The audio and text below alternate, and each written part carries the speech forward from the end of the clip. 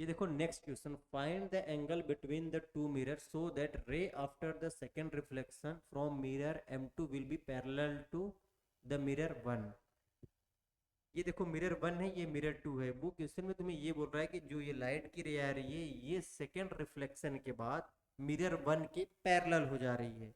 कोई दिक्कत नहीं है, ये 30 डिग्री है, यहाँ से अगर तुम देखोगे तो ये कितना हो जाएगा, ये 60 डिग्री हो जाएगा। अब तो इतना आ चुका होगा तुम लोग को समझ। यहाँ से देखो, ये यहाँ से जाने के बाद ये जो लाइट सेकेंड रिफ्लेक्शन है वो मिरर 1 के पैरेलल, मतलब ये लाइट और ये लाइन दोनों पैरेलल है, ऐसा क्वेश्चन में बोल रखा है। अब एक बात देखो तुम, यहाँ से ये 60 डिग्री है, ये भी तब इसका मतलब 60 होगा, और ये कितना हो जाएगा 30।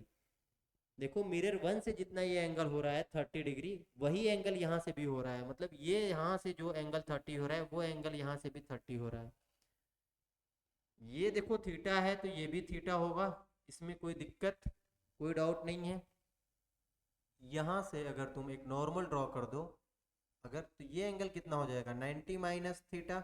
लॉ ऑफ रिफ्लेक्शन के according angle of incidence is equal to angle of reflection होता है। जब रिफ्लेक्शन इतना है तो इंसिडेंस भी कितना हो जाएगा 90 माइनस थीटा। जब ये 90 माइनस थीटा है तो ये एंगल कितना होगा, मान लेते हैं ये एक्स होगा।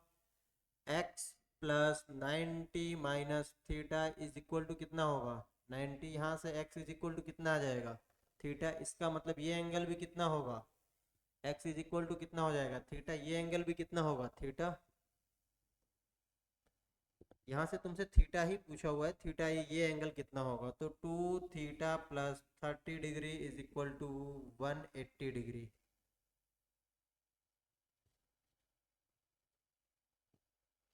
Is equal to 180 degree. यहाँ से थीटा इज इक्वल टू हो जाएगा 180 minus 30/2। Theta is equal to कितना हो जाएगा 75 डिग्री। Thank you.